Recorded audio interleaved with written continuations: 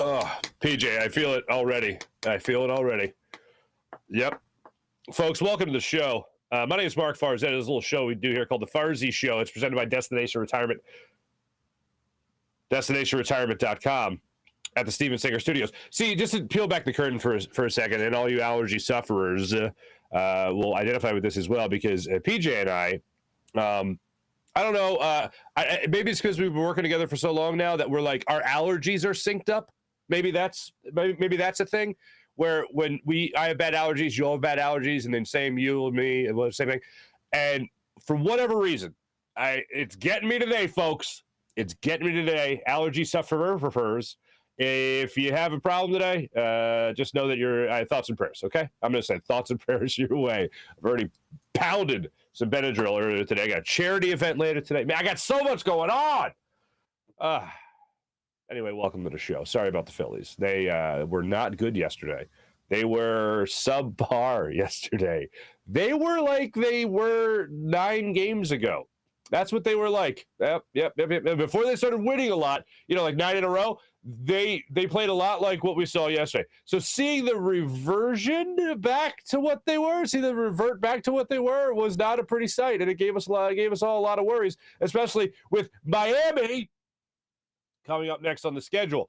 Now, some might say, "Oh, it's the Marlins. They suck." Well, let me just tell this to the casual fan that would say that they get beat a lot by the Marlins. As even the somewhat more than casual fan we can understand. And what I was hoping, although for whatever reason, in the back of my mind, 10 in a row just didn't fit this team. I don't know what it was, just 10 in a row. I didn't feel like it was going to happen. And that first inning took place yesterday. And I was like, oh, yeah, that's not happening. The 5th inning took place yesterday. And I was like, oh, that's definitely not happening, even though it was only a 3-run ball game. But we'll get into that a little bit more. I do want to tell you, sometimes, folks, when I have an interview, and as most of you know, I tape the interviews the night before the show and try to make them as relevant to the hottest topic of the day. I get giddy sometimes in teasing the interview because of how much fun I had while recording the interview. Tommy Greene is today's guest. Tommy Greene, Mr. No-Hitter, member of the 93 Phillies rotation, as we all know, post-game analyst on NBC for a number of years. He was on the radio yesterday breaking down the Phils. I've gotten to know him over the last couple of years, and the more I get to talk to him, the more I just enjoy time with Tommy Greene. One of the nicest human beings you could ever meet, and he looks like a wrestler. He looks like a guy that if you didn't know him, he looks like a WWE wrestler. That's what he looks like.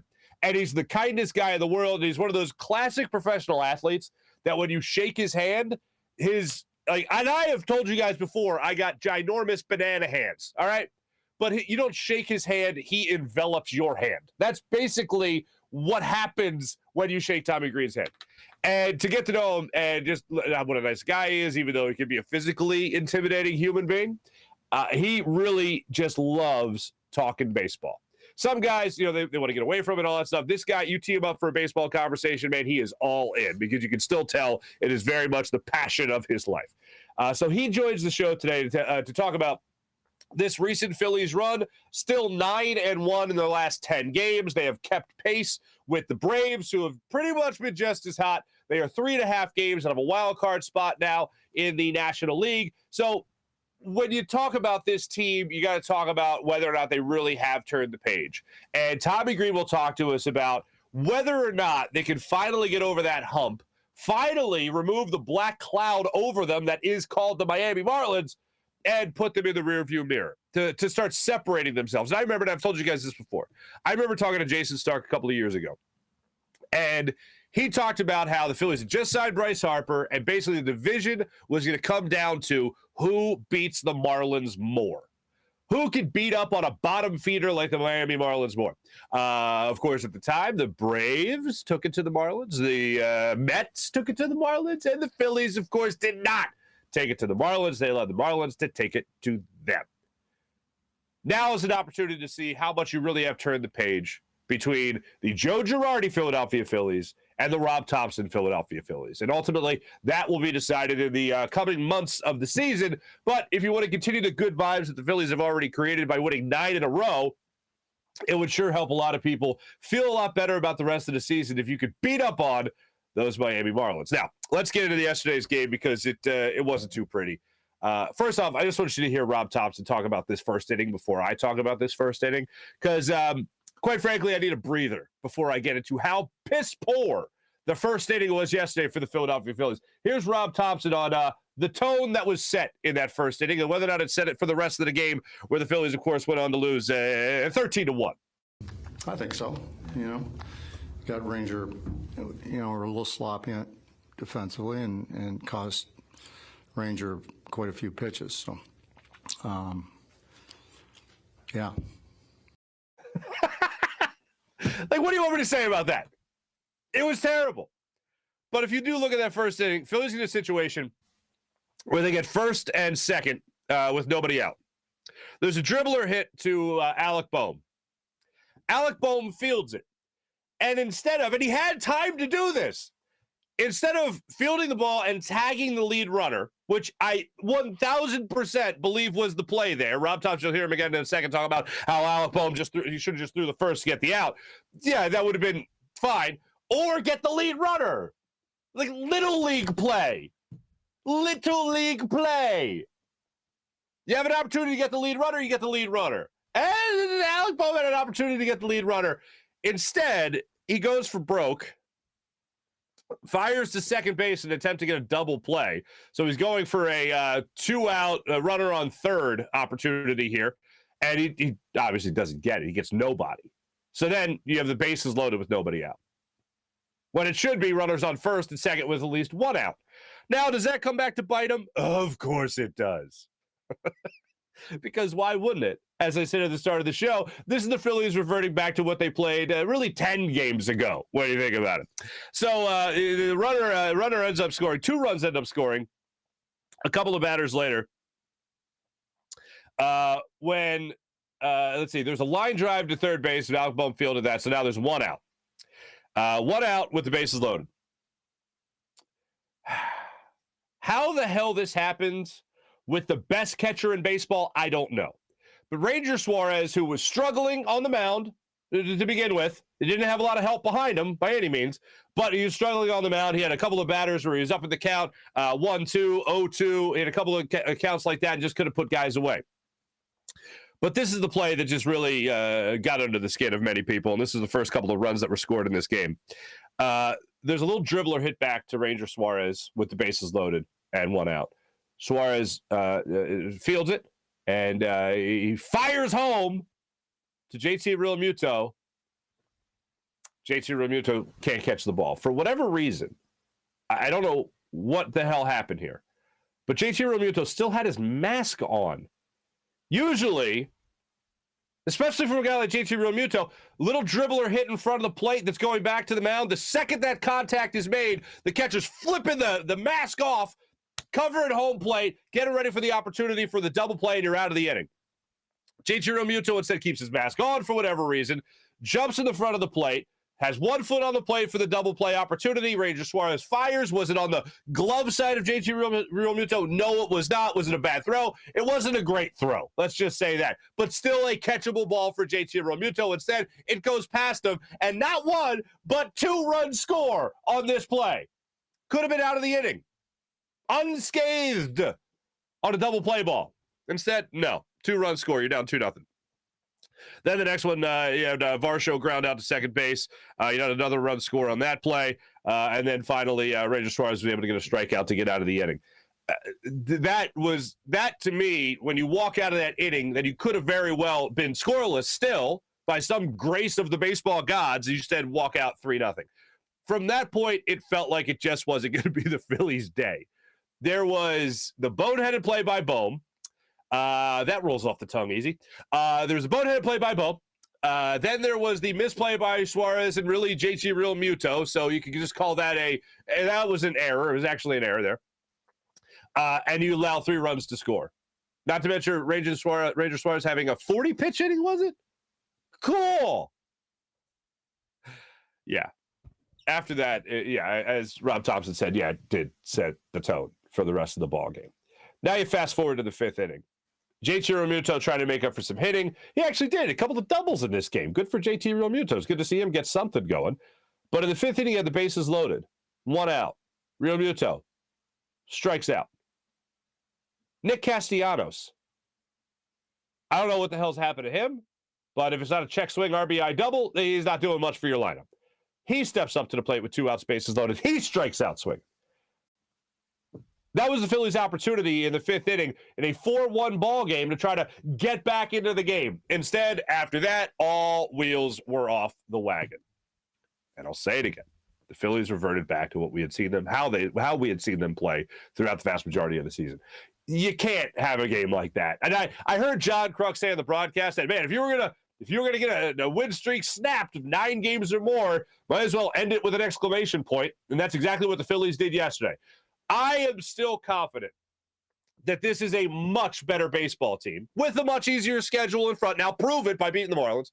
I'm still convinced it's a much better baseball team with Rob Tomson running things than Joe Girardi running things. And as I have said at the time they let go of Joe Girardi, that's not because Joe Girardi was some imbecile. It's not because he was some moron, didn't know baseball. It's simply because this team needed to be given back to the players. And that's what we're looking at right now. A 9-1 baseball team with the players really running the ship. Now, I'm not saying that Rob Tomson is some lame duck manager like Joe Girardi. No, but not by any means. I'm not saying he's some clown that's trying to push buttons on this lineup or push buttons on this team. Not even a little bit. I'm simply saying I think this clubhouse is better when the inmates are running the asylum. And whether that's Bryce Harper, whether that's Nick Castellanos being a champion for the young players, he had one of the most intriguing quotes of the weekend. I'll get to that in a second. But really, you're looking at this team, and you're seeing it run by the players, and I think that's what this team needs. A very much players manager. We've talked about this a lot in the past when it's come to Charlie Manuel. There's no better player manager than Charlie Manuel. That's what this team needs. Somebody to give this team enough leeway, enough of a leash to make mistakes, like yesterday, for instance, and then have the opportunity to bounce back the next day. And I think that's what Rob Tomson does with these guys. I think these guys have breathed a breath of fresh air. And the Nick Castellanos quote that I found interesting, and this was after Saturday's win. Castellanos came out after the game during his post-game interview, and he was asked about young guys playing, like Bryce who hit another home run. What does it mean to these guys to get opportunities? And he went right back to his younger days in the league when Dave Dombrowski was with the Tigers, and he was with the Tigers. And they gave him 2 years and said, hey, man, figure it out. Go out there and figure it out. He goes, I wouldn't be the player I am today if I didn't have that opportunity as a young ball player to go out there and prove what I could do, to learn the game at the highest level. When he almost voluntarily went down that road during his post-game interview with the broadcast at NBC Sports Philly, I didn't consider it a shot at Joe Girardi. I'm not going to reach for that. But it did sound like he was acknowledging something that has changed drastically in the clubhouse from the Girardi Phillies to the Rob Tomson Phillies. And when you see a guy like Bryce Stott in the lineup as often as he has been, it shows you that he has the opportunity, or he at least is going to get that opportunity to go out there, make mistakes, and have the opportunity to turn those mistakes into teaching moments in the following game. And that's what ultimately you need from these young guys. You need a manager. Those young guys need from you as a manager is to let them know that, hey, look, you're not walking on eggshells. You're not walking on a tightrope. Every little step, every little misstep isn't going to lead to you getting benched or taking out or anything like that. I'm not saying Joe Girardi was standing there as a strict teacher looking to take people out left and right, but for whatever reason it is, Rob Tomson is giving these guys more opportunity and giving these guys a much longer leash. And I don't think Nick Castellanos is acknowledging that if it's not true. Now, you can talk about injuries and Didi Gregorius working them back in slowly, whatever it might be. You can talk about Mickey Moniak in center field and Odubel Herrera going back and forth. You can talk about all that. But the bottom line is, regardless of what you or I think about this, Nick Castellanos thinks, and this clubhouse thinks, that they got a much longer leash and room to breathe with Rob Tomson as this team's manager. And that, to me, is ultimately going to make a huge difference as to whether or not this team is going to give us those meaningful games in September or not. Now, as I said, 3.5 games out of first place, out of a wild card spot, out of a playoff spot, 3.5 games out of a playoff spot. is a nice way to at least start the Rob Tomson era and see how this goes on from this point forward. Now, as I said, the Miami Marlins have just been a team that, for whatever reason, find the Phillies to be extremely snake bit. The Phillies start up this series with the Marlins as a team that is right there at 500. They're going to start this series, this 3-game set, before they have that 5-game series in Washington with the Nationals. They're going to start this series with Aaron Nola on the mound. One of the things I talk about with Tommy Greene is, who is Aaron Nola? All right. You've seen a bunch of starts from Aaron Nola where he has looked incredible, and then a bunch of starts where he's looked not so incredible. We have seen the 2-run outings. We've seen the 4-run outings. The 5-run outings. Then we've seen another 1-run outing and 0-run. Very inconsistent. But when he's got it, he's got it. We have already, at this point, I feel like, not said as many times as we said last year to this point, oh, man, Nola, he didn't have his best stuff, but he battled through. No, there's been a lot of instances where he had his best stuff, and sometimes the opposing team gets the better of him. But for the most part this season, he has given me a lot more confidence in him returning to that ace form that we saw from 3 years ago. If he does that, if Zach Wheeler does what he did on Saturday, oh, my goodness, that's one hell of a 1-2 punch to start things off in this rotation. And the bats get cooking a little bit more, as they have been over these last 10 games. Well, the 9 games, with the exception of yesterday's 1-run game. But if they're able to do that, then, yeah, we're going to be talking about those meaningful games in September. But it does start, for a lot of people, myself included, with taking care of your own house. And the Marlins are number 1 in taking care of your own house. The Mets look like a team that just is going to be poop cannon teams. I'll say that to keep it clean for the majority of this season. The Braves are defending World Series champions, so you can never count them out. Phillies always struggle against them as well. But I'm going to use that line from Jason Stark that I referenced earlier. It's going to come down to who can beat the Marlins. The Phillies are a team that need to beat the Marlins. Aaron Nola will look to get them started off on the right foot in that series, and we'll look into that just a little bit more coming up in a second. But I want to focus on one thing here, because we're talking a lot about comparing and contrasting the Phillies under Joe Girardi and the Phillies under Rob Tomson. Now, anybody can look amazing, especially a guy like Rob Tomson right now, who is 9-1, or excuse me, is 8-1 as a Philly skipper. To go beyond that, I don't think Joe Girardi ever, to use this overused phrase, threw anybody under the bus. And that's fine. But there was a situation in this particular game with the Alec Bohm play in the first inning where I feel like Rob Tomson was as honest as he could be about that play without throwing Bohm under the proverbial bus. I ran it on it, obviously, just a few minutes ago. Here's Rob Tomson on what happened with Alec Bohm at third base in the first inning. Well, I think he thought he had more time. You're talking about the ground ball? Yeah, I think he thought he had more time to throw the ball to second. If he knew what was going on behind him, he probably just would have thrown the ball to first base, get the out. That's about as deadpan a delivery you can have on what was a mistake that really started a waterfall effect, more or less, with this team. I didn't feel like it was over the top. I felt like it was a very fair assessment. One of the things we always ask, and we're going to be seeing a lot more of Rob Tomson, as we all know. One thing we always ask of our managers and our coaches, don't pee on our shoes and tell us it's raining. All right? Don't tell me I'm not seeing what I'm seeing. That was a mistake by Alec Bohm. He acknowledges the mistake by saying, yeah, if he knew how much time he had, he probably just would have fired to first and got the out. Still, I think the better play is for him to tag the lead runner who was right there in front of him. He opted not to do that. Rush the throw to second, or not rush the throw, hesitate for that matter to throw the ball to second, didn't know what he was doing. And then Rob Tomson acknowledges he thought he had more time when he did not have more time. I think that's as nice a way as you could put it as a manager. And the only reason I play that for you is simply because that might be a glimpse into the future as to how he's going to handle situations with guys making mistakes. Phillies haven't made a whole bunch of mistakes in the Rob Tomson 9-game era, but that might be a glimpse into the future. And I like how he handled it. He acknowledged that the mistake was made. He acknowledged the player could have made a better play, but he simply didn't. He at least didn't tell us, oh, I like him being aggressive. So this is for the people that are always the people that are, oh, well, what's he going to say? Well, I'll tell you what he's going to say. I'll tell you what he could have said. I like him being aggressive in that situation, and I get why. He gets that double play ball. All of a sudden, we're looking at 2 outs and a runner on third, and we're just 1 out away from ending that inning. Okay. Still the smart play, the better play would have been to tag the lead runner. So I like the way Rob Tomson handled that. At least it was honest. And then finally, I was on CBS 3 last night with my old friend Pat Gallen, who's been on the show. And Pat asked me a question that I just really hadn't thought about much because I'm kind of basking in the fact that the Phillies have won 9 of their last 10. They're the hottest team and one of the hottest teams in baseball and all that, despite yesterday's drubbing. But he said, in the second half of the season, who's got to be the guy? You got to see who's got to be the guy to help carry this team.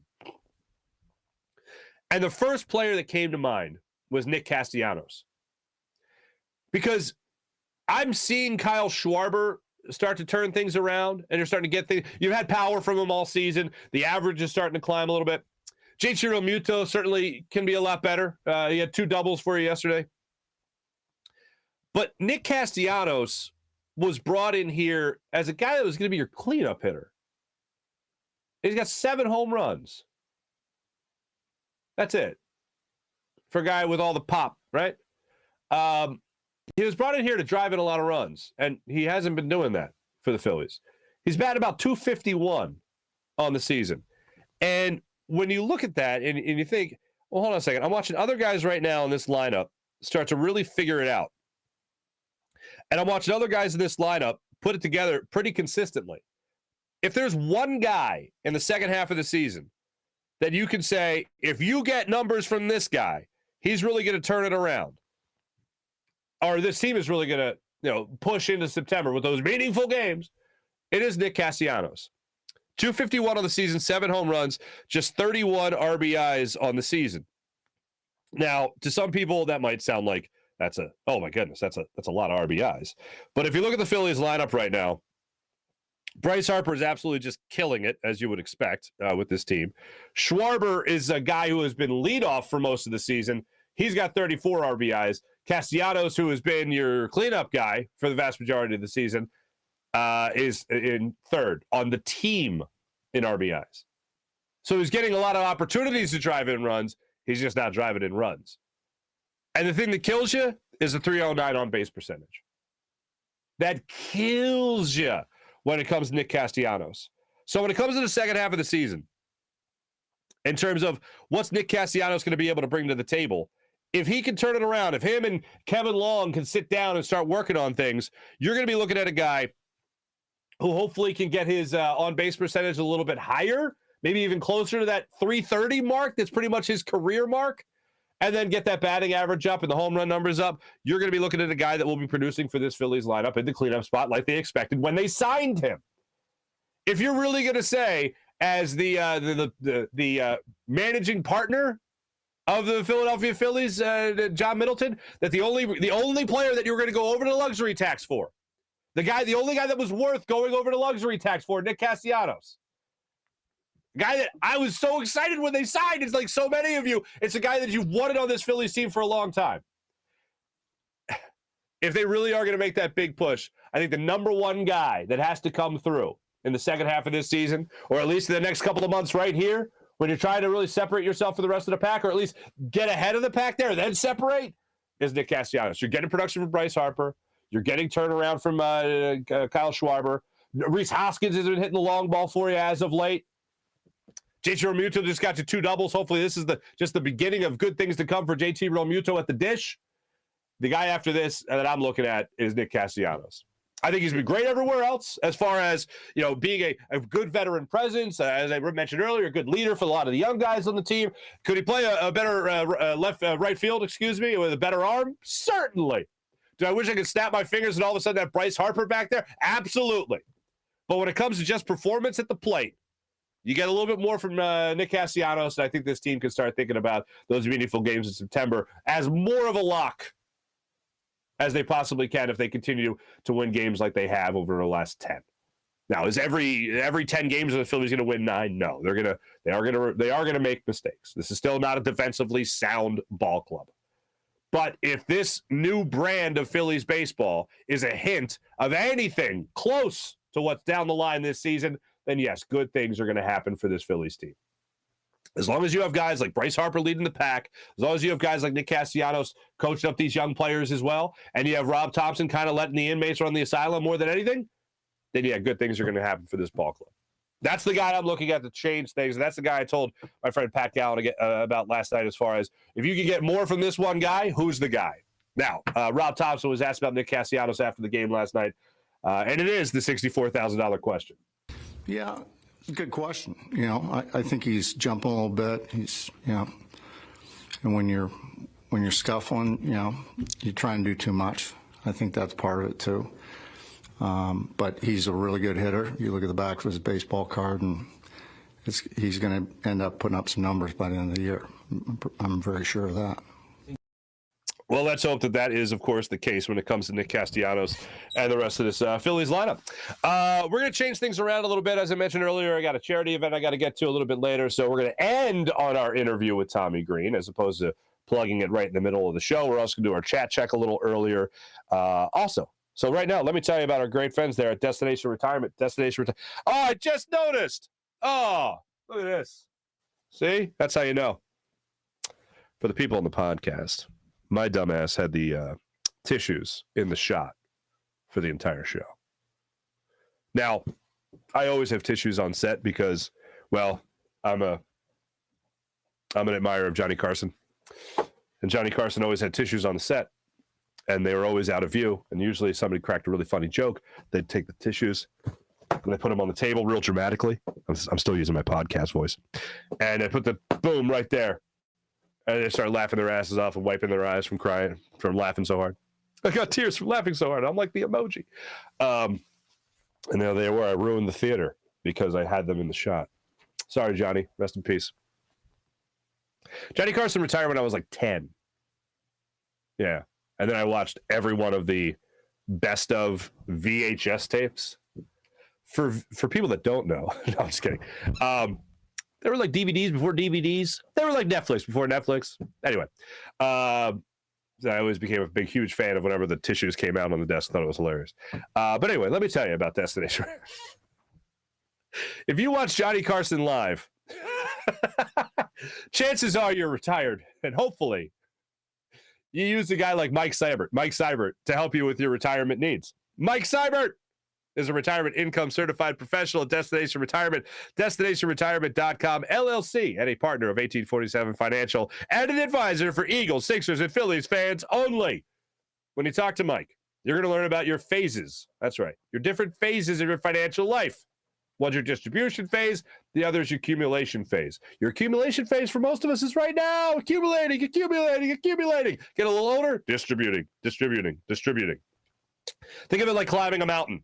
Going up the mountain? Is that the only goal? No, you don't have to go up there to look for real estate. You want to come back down the mountain safely. Going up the mountain is your accumulation phase. Going down the mountain is your distribution phase. Mike will talk to you about all this. Let him show you an efficient way to help also pay for your kids' college education and still retire on your own terms. The first step is to avoid starting your growth cycle over by depleting accounts like 529s for big expenses like college. You don't want to lose your position on your growth cycle and have to start over. You can't get that time back. Instead, set yourself up with the ability to use vehicles that you can take money out of without starting your growth cycle over again. Find out how your annual retirement savings can help your college savings, and how your college savings can help your annual retirement savings. Mike will show you a portal and set up one for you in the Retirement Analyzer. Then use that software to help you navigate through the different phases of your financial life. For questions or to set up a meeting with Mike, you can email him at gobirds@1847financial.com. That's gobirds at 1847financial.com, or you can call his office at 484-275-6035. That's 484-275-6035. You can also visit his website at destinationretirement.com. How about Steven Singer of Steven Singer Jewelers? The other corner of 8th and Walnut right there on Jewelers Row. Oof. Steven Singer. Man's amazing. Simply amazing. I got my anniversary coming up. My wedding anniversary. If only there was a place with the perfect price, where would I go? Oh, yeah, Steven Singer Jewelers. You can also peruse all the beautiful inventory at IHateStevenSinger.com. That's right, IHateStevenSinger.com. Now, why do people hate Steven Singer? One, for people like me in the position to buy more jewelry. He makes it so damn easy, so there's no excuses when it comes to purchasing that beautiful piece of jewelry for that beautiful person in your life. Other jewelers also say, I hate Steven Singer. You know why? Because of that perfect price. That perfect price guarantee. While other jewelers are marking things way up just to mark it down a couple of bucks in front of you to make it feel like he negotiated so brilliantly, Steven's saying, let's forget about the BS. Come in, perfect price. And you'll get treated like family every single time. How much do I trust the perfect price? I send my friends and family. And I send you to Steven Singer Jewelers for all your jewelry needs. Steven Singer Jewelers, one place, one price, the perfect price, guaranteed every single day. IHateStevenSinger.com. That's IHateStevenSinger.com. Let's roll into our chat check a little earlier today than normal. As I said, we're going to end with our Tommy Greene interview. I see some people I haven't seen in a minute in here. Falconator 51. Good morning. How are you? Kevin, what's going on? April, April? Do we have a black belt second degree in the family yet? Do we have a black belt second degree? Do we have anything going on with the black belts? 5th degree, 7th degree? What's going on with the karate? The karate people. Kevin, what's going on? Tyvita, what's happening? Mickey Diaz, what's going on? Sean, what's popping? You know, Mickey Diaz, I apologize to do this to you, but I just want to update people. When I was overseas, I did not have McDonald's. Now, again, in my Family Guy idiot brain, Mickey Diaz made me think of Mickey D's, which made me remember I did not have McDonald's when I was in England or France. And usually I've been to England before, but I don't think I had McDonald's the first time around. I did not have McDonald's. Really wanted it at the airport. Because they had like one of them futuristic McDonald's that you touch screens and all that stuff. But it was like more than that. I think forget what they had. They had like a buffet, basically, is what it looked like. Anyway, I did not. But anyway, Mickey Diaz, welcome to the chat. Falconator, good morning once again. Tavita, Rob is better, sure, but he has started showing Girardi tendencies. Oof. Defense was a mess yesterday. Hopefully they got their loss out of the way before the Marlins. Yeah, let's go for a sweep. Falconator, that was April. Falconator, Phillies have seemed to move past disappointment and mediocrity into mild hopefulness. 1 loss in 10 games is pretty good, especially with a new manager. I concur. Tyvita turned it off after a while. I don't play. Here's what you missed. You missed Garrett Stubbs pitching. He gave up a home run, but here's what I like. Rob Tomson said after the game that he talked to Garrett Stubbs, and Garrett Stubbs was like, yeah, I'll do it. Like, not many guys are willing to do that, but Garrett Stubbs was like, yeah, man, let's make it happen. My only thing was, because Garrett Stubbs' walk-up music is Frank Sinatra, That's Life, they should have just played That's Life throughout his entire inning of work yesterday. That would have been beautiful. Mullet. Castellanos, haunted by the yips of Simmons' past with the house purchase, swings at everything and 3 seconds late. Mullet, I think that's real. If you didn't see the story, Nick Castellanos bought Ben Simmons' old home. And apparently the wooder in that house has got the yips. I love the commercials, or not the commercials, the posts you see now with Ben Simmons with a Ferrari. And it's like every joke is just like, oh, but this brand of Ferrari will not have a clutch. Hey-o! All right. Sorry.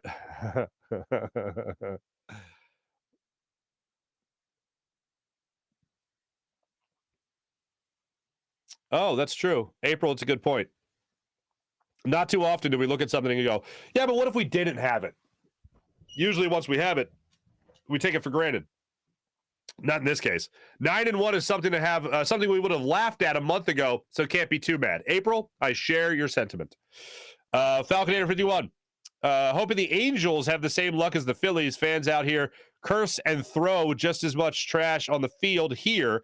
Probably Raiders fans, but Angels games sometimes reminds me of a Philly game. That's shocking, actually, Falconator.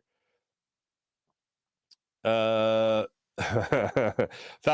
sorry to sound like a Californian, guys. Well, now, Falconator, I have to read all your comments in the Californian voice from SNL. Mally, what's up, Mally? My only question, has anyone ever seen Rob Tomson ever smile? Just curious.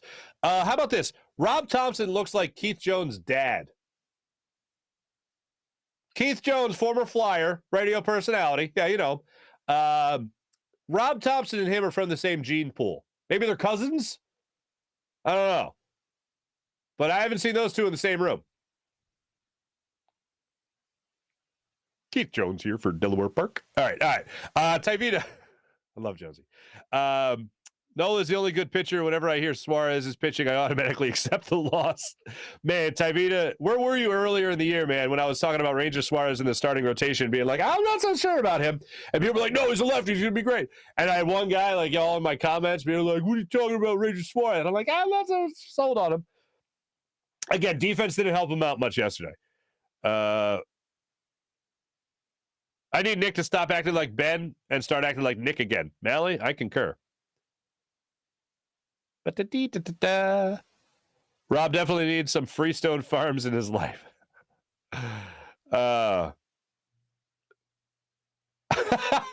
Falconator, welcome back from the restroom.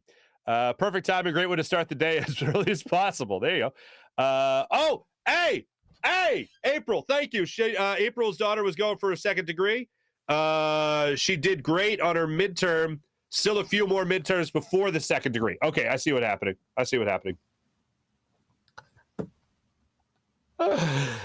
Mark, Keith Jones' dad, laughing. Yes. April, good luck to the little lady. Good luck to the little lady. Glad to hear she did well on her midterm.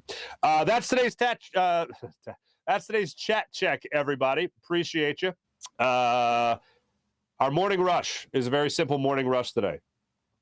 I got into it earlier. I'll get into it one more time. Phillies have 3 games against the Marlins. They, of course, lost 3 of 4 to the Marlins earlier in the season. That's what you like to call bad. And this is their first meeting with the Marlins since that meeting at the beginning of the year. I think it was the second week of the season they met up, and they lost 3 of 4. They got Aaron Nola going against Alcantara. They got Eflin going against Rogers, Gibson going against Lopez. For the love of God, Phillies, and all that is holy and sacred in this world, please win this series. That's all I'm asking. Not going to get cocky. Not going to get cocky and say sweep them. But all I'm saying is win this series. I'm not getting greedy. I'm just saying it is all. Win this series, please and thank you. That's the morning rush, ladies and gentlemen. That's the morning rush. Also the morning rush. Sorry. You see Chad Ochocinco, Chad Johnson is all up, like all over Philly right now. What is he? I don't know what he's doing in Philly, but he went to Green Eggs Cafe yesterday, and it's a BYOB, and apparently it's a cash. It's cash only. I've never been to Green Eggs. I know it's a horrible thing to admit, but he went there yesterday and worked out a way to tip the server, which is just lovely. But yeah. So anyway, look for Chad Johnson walking around Philadelphia, because apparently he's just moseying around having himself a good time. Before we get to today's guest, let's not forget, is very much April will never unsee that Rob Tomson is Keith Jones. Yeah. Before we get to our guest, he will join us on the Rothman Orthopedics guest line. When you have an orthopedic issue, you need a physician who eats, sleeps, and breathes orthopedics. You need an exceptionally specialized Rothman Orthopedics physician. They not only specialize in orthopedics, but each of their physicians only focuses in on one area of the body, which means you can have the confidence to get past the pain and be what you were. Visit them at one of their 30-plus locations in Pennsylvania and New Jersey, including 4 orthopedic-only urgent cares. Visit RothmanOrtho.com. That's RothmanOrtho.com. For all the people that took part in our versus game bet most recently, congratulations to the people that said, yes, the Flyers would still have their 5th overall pick in the upcoming NHL draft. Less than a month away following last night. They still have it. Yes, they have it. So all the people that said yes, they would have it, you won. So congratulations. Make money, make money. We'll have our new question out later today. Let me tell you, so download the Versus game app to your phone right now. Let the games begin. It's basically bonus me, folks. You want to see more of me? Every question that we put out there comes with a video with me asking the question, putting it in proper context, and then asking the question. It's always yes or no. It's always binary. It's always this or that. So make sure you download the Versus game app to your phone right now. Let the games begin. Versus game app. Have yourself a good time. Freestone Farm CBD. FreestoneFarmCBD.com. You like CBD? You use CBD? Are you curious about CBD? Well, go to FreestoneFarmCBD.com. FreestoneFarmCBD.com. Use promo code Farzy, and you get 20% off your per 20% off when you use promo code Farzy at Freestone Farm CBD. By the way, all their precious hemp flour, their premium hemp flour, is grown in the Garden State with organic inputs and IPM. There's absolutely nothing synthetic from farm to jar. And after harvest, they carefully preserve all plant compounds with a perfect 3-month cure. How great is that? Their menu at FreestoneFarmCBD.com is something you'll have to check out, with strains like their insane tropical tasting Bayox that clocks in at a chart-topping 24.1%, and Super CBD, which is half Hindu Kush, and 21%. The genetics of these guys, fantastic. Doesn't get any better than this. Just one look or smell is enough to know it's CBD done right, and that this product is great for anyone that's looking to take a more natural approach to everything they put in their body. And once again, let's not forget, 20% off. That's right, 20% off when you use promo code Farzy upon checkout. 20% off when you use promo code Farzy at Freestone Farm CBD, FreestoneFarmCBD.com. How about PHL Sports Nation, Philadelphia Sports Nation, enhancing your Philadelphia sports fan experience across all social media and blogs? That's PHLSportsNation.com. Without further ado, this is one of my favorite interviews that we've done. I just really enjoy talking to this man in general. And yes, at the end of it, because he's a first-time guest, we do play the Farzy 5. So without further ado, let's jump on the Rothman Orthopedics guest line, talk to our good friend, Mr. Tommy Greene.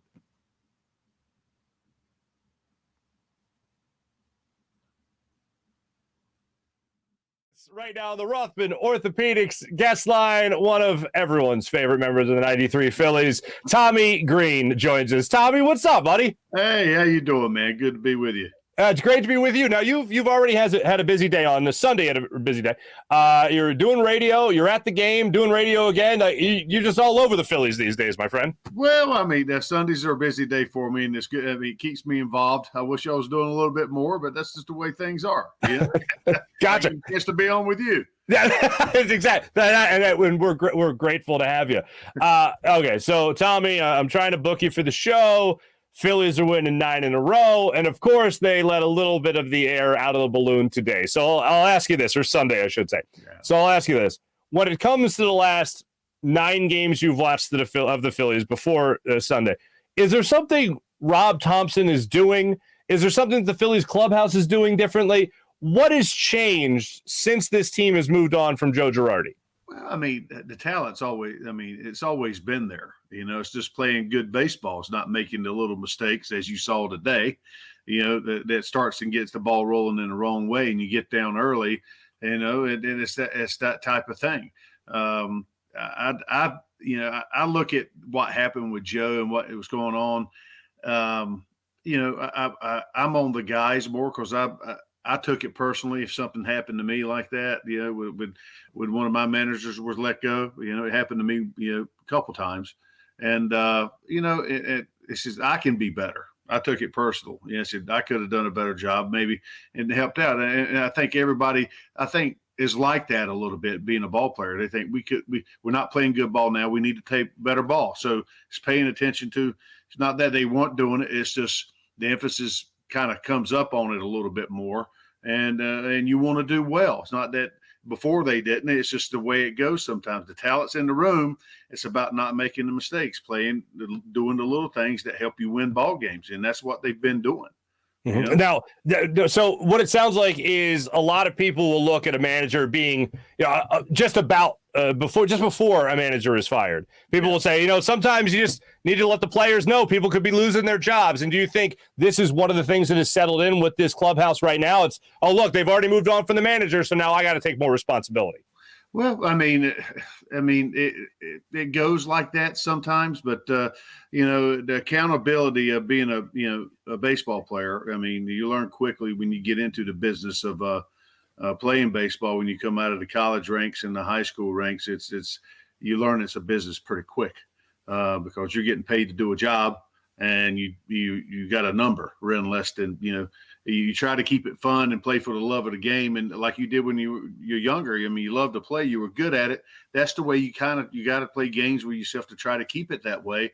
And so it frees yourself up to have success. Nobody likes to fail, and a lot of guys that have never failed growing up through their life a lot. They've always succeeded, so to speak, and that's one of the lessons learned by minor league baseball. And when you get up to the big league, some guys have not failed a lot. And then when you fail a little bit, it gets your attention. Now that's, do you come back from it? Do you let it, because I went through it in the minor leagues. You get a piece of humble pie and I mean, that humble pie don't taste good. So either you fold and quit and go home, or you say, hey, I can be better. I'm going to be better. And that's the way, even in the big leagues, when guys make it there, and because there's one thing making it, there's another thing staying there, and that comes down to consistency of doing the little things day in and day out, So, I mean, and what Rob's done, I think what we sort of talked about a little bit, noticed a little bit. I mean, the lineup sort of stayed pretty steady. Yeah. They've been dealt some cards a little bit, but they've had to do. But, the young guys have been pulling their weight. I mean, turning the lineup over, doing something, coming up big, Stott being one of Verling the other day.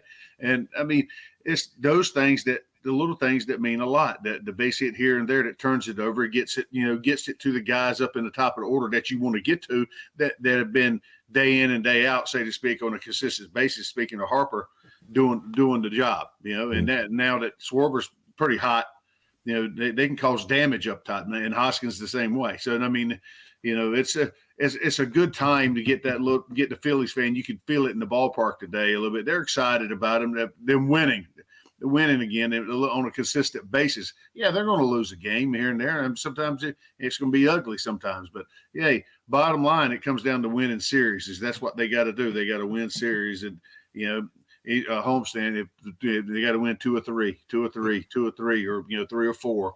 And that's how you get back into it, and you get where you need to be at the end of the season with a chance to get into the postseason, because now you got a great chance to get in.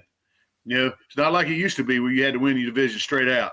You got a chance for a wild card and whatever else you can get in on, and it's about who's hot going at the end of the season, because a team that's hot getting in on a wild card or something, and they got their pitch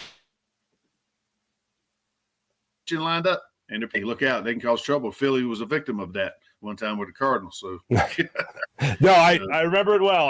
We all do, certainly. Tommy, I want to go back and talk about some of those younger guys. Do you feel like they got a little bit longer leash with Rob Tomson, more so than they did with Joe Girardi? Well, I mean, you got him there. I think you need to play him. Okay. I mean, especially somebody like Stott. I mean, you got to see if he can do what you got him there. You don't want him riding the pine, and that type of thing. I think he needs to play. And I mean, the handling of those two guys, him playing, with Didi healthy now. Didi's been hitting. I mean, when he's played, he's hit the ball well. He's about 300. So I mean, he's got to do some shuffling as far as that's concerned. If you're going to keep him at short, or you can give him place Stott at a couple of different positions, you can do that. But I think he's the type of guy you got to let play and see if he can get his bat going a little bit. Because, I mean, as you see in the last week, I mean, he's hitting over 300 for the last, 7 games or more, So, I mean, and confidence is key with the young guys, him believing that he can play here, and he's never going to know. If he gets that confidence, you don't give him the ball or give him a chance to play. And in my case, it was the same way where Fugoshi said, hey, you got the ball. Let's go.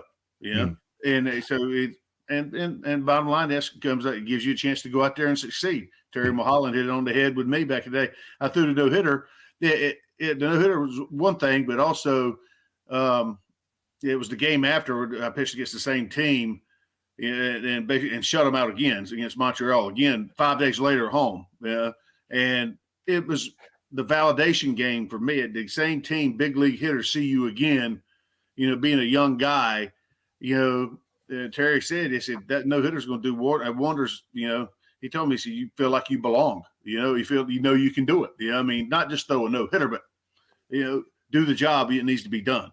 So I mean, and it's right. And it goes that way with everyday players or what. You have that success, it breeds confidence. Confidence breeds success. Success, it works hand in hand.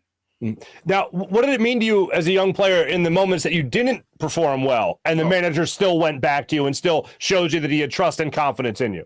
Well, yeah, I mean, that's, for your team and your manager to do that. I mean, this is, hey, because you're going to struggle, man. It's a game of failure overall. I mean, the best hit 300. That's failing, 3 out of 10, whatever you want to equals out to be. Pitching for the most part is a little bit different, but most times you're not striking out everybody. You're getting hit. You're giving up hits. You're giving up home runs. It's about the team winning the day you pitch. That's what mattered to me. Does the team win when I pitch? We find a way to win. Now, does it mean I don't give up any runs or whatever? Some days you do, some days you don't. Some days you give up more than you don't. But do you find a way to keep it there so we win?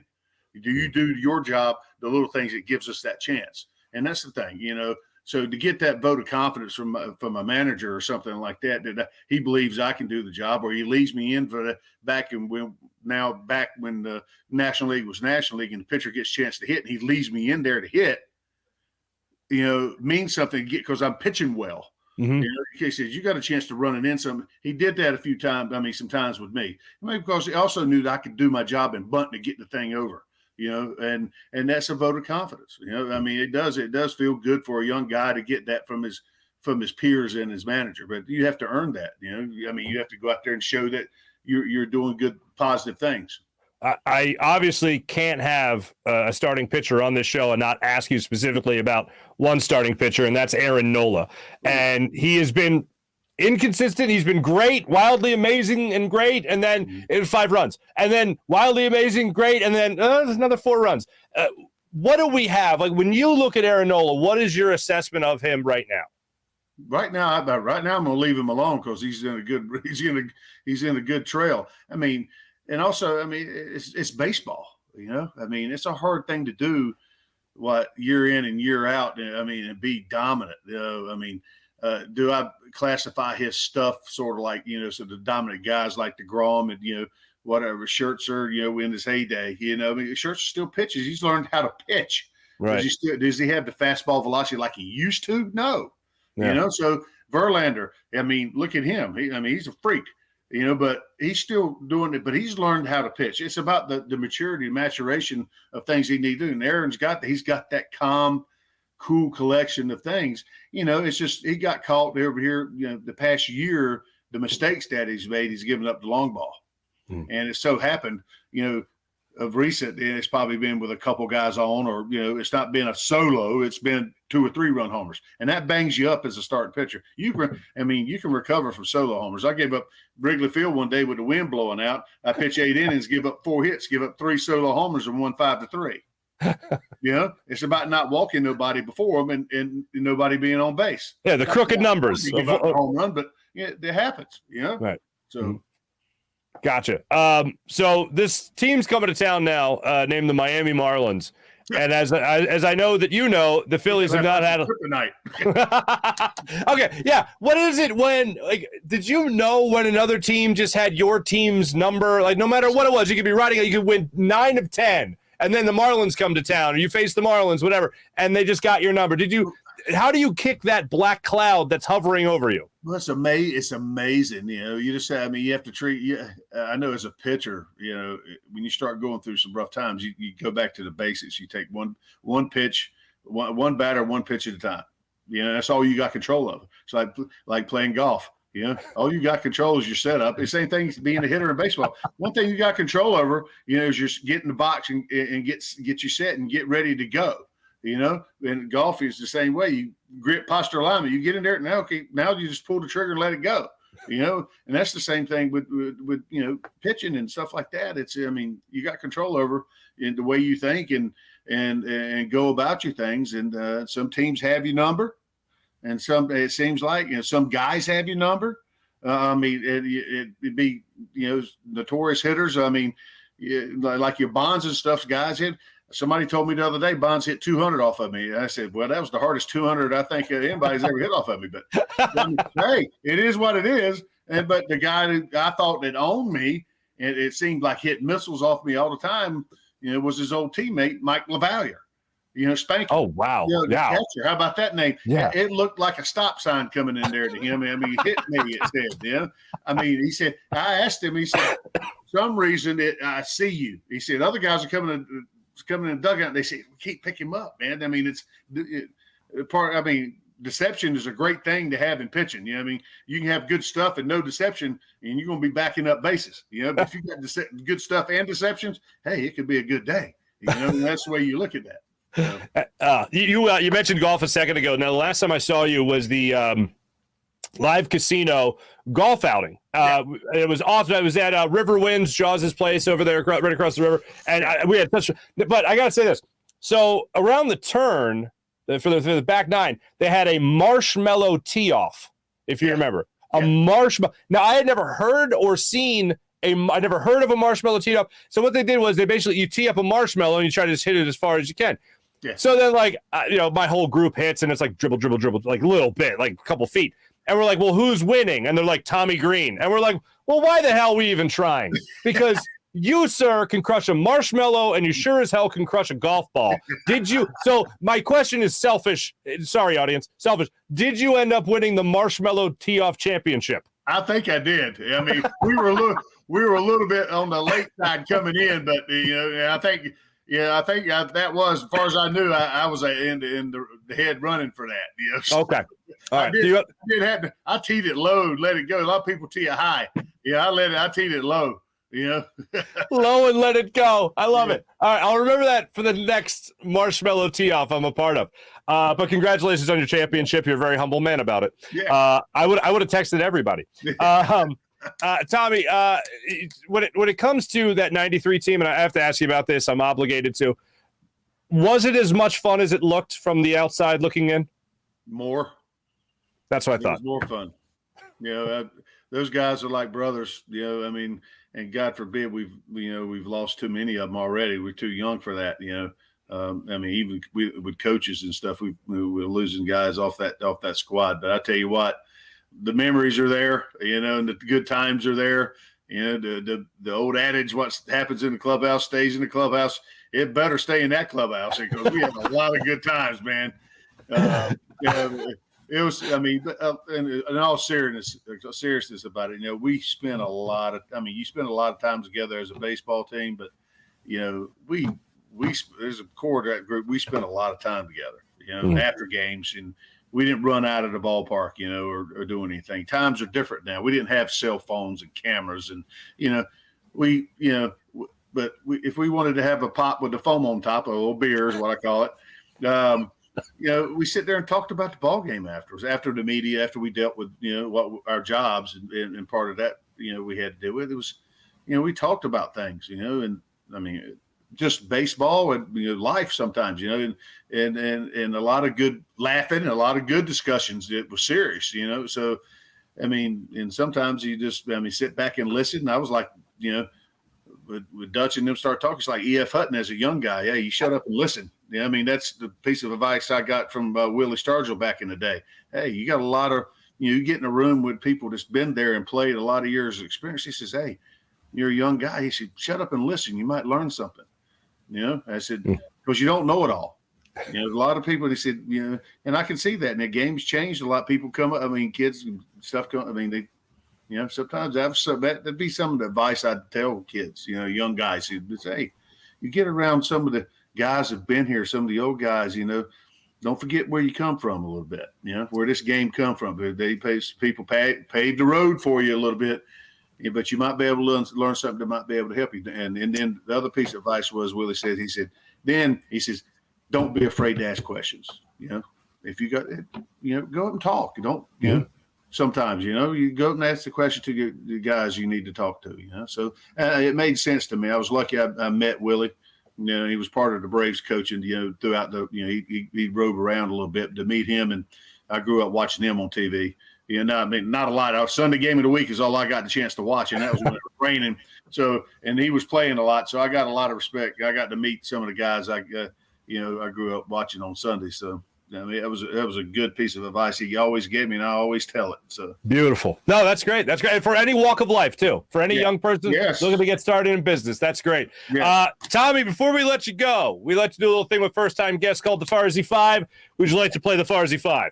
All right, here we go. All right, let me just bring the band, guys. You guys have been off for a while. Oh, like you haven't missed a beat. These guys are on point. All right, Tommy, first question. Best job before baseball. Best job before baseball. Oh, man, the best job. I got plenty of sun. I was crop tobacco in the summer to have money to put gas in my car. $25 a day. Oh, crop 25 tobacco. bucks a day. We had fun. I got plenty of sun. I didn't ever worry about a tan or anything like that, man. That's work great. hard for a living. There you go. Hey, you smoke cigars today? You enjoy a cigar? I've been laying off them a little bit, but I do indulge every now and then. All right. Fantastic. All right. Go-to fast food place. Oh my God. Since I'm type 2 diabetic now, I sort of lay off the fast foods a little bit. But fast food, man. I haven't been by a Wendy's or McDonald's or Taco Bell, but back in the day, Taco Bell was the bomb. Oof. Love it. Chicken burrito or something like that at the end. I mean, I was all about something like that. Oh, so absolutely. I can go that way with you, but now I don't eat a lot of that stuff. If I go to a fast food place, last time I went one, I can't remember, after I got diagnosed, how long it's been, 12 years ago, was I got a salad. Yeah, from like McDonald's or something like that. Yeah, you're a responsible man. You're responsible. You're a better man than I'll tell you that much. There's no way I'm turning down 3 tacos and nachos Bella Grande. You know what I'm saying? Anyway, that's just. I don't want to put those thoughts in your head. All right. First date deal breaker. You're a happily married man, but in your dating days, first date deal breaker. Oh my God. I mean, thinking about that. I mean. She's crushing Taco Bell right in front of you. So happy to go out on a date. I mean, a deal breaker. I mean, God, I hate waiting. I hate waiting. Oh, that's a great one. I mean, I like to be on time. She tells me 8. Be ready. Yeah. I mean, for the record, start out the evening. If I got you trying to set something up, you got something on schedule and stuff like that. So, I mean, okay. That could be a deal breaker to me a little bit. I want somebody that values my time too. Yeah, I guess that's it. I feel like you're talking to me now, because to pull the curtain back for the audience, we booked the interview for 9 p.m. Sunday night. Yeah. I enter the room, the virtual studio at like 8:52, and Tommy Greene is already sitting there. Yep. Wondering where the hell I'm at. So my apologies again, my friend. No, you're fine. You're fine. Yeah. I'm just trying to make sure all my stuff pulled up right. Yeah. Favorite city to travel to? Oh my God, there's been so many. God,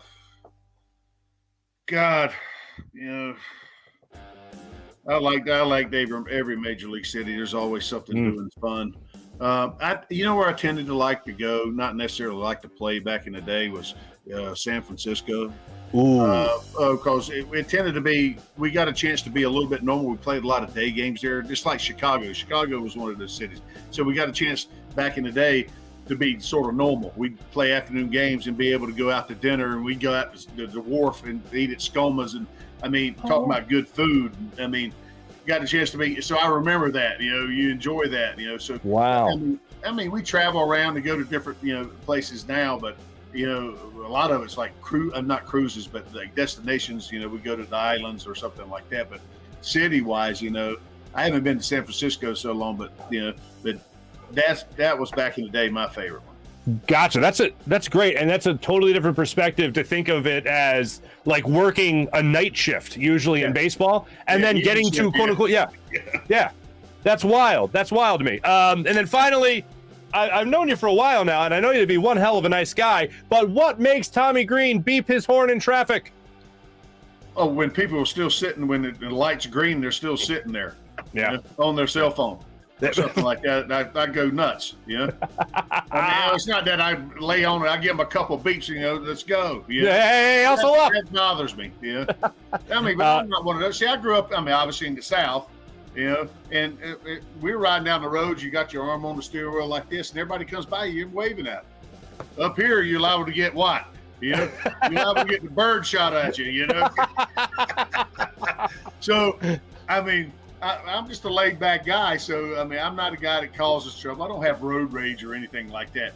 My wife would tell you, I'm the most patient guy you know. She said, "Why am I gonna get all upset?" And you know, at the way people do things. My wife, I wish I could video her and have everybody to see that little girl, that awesome little woman, turning into the beast, you know, behind the wheel and a sailor. You know, the way she talks to other drivers is unbelievable. Does she do the when you guys are going around? What else? Say that again. Does she do the driving when you guys are going around? No. Correct. No. Well, I drive. She drives from the back seat. Yeah, back seat driving. Yeah. So, let's put it that way. I got you. Tommy, this is one of the best Farzy Fives we've ever done. Let me just tell the band to quiet down. Guys, you can take it off. You're good. All right, thank you. They sounded good, though. They sounded good. Tommy, such a pleasure catching up with you, man. You are the man. I really appreciate it. Tommy Greene joining us on the Rothman Orthopedics guest line.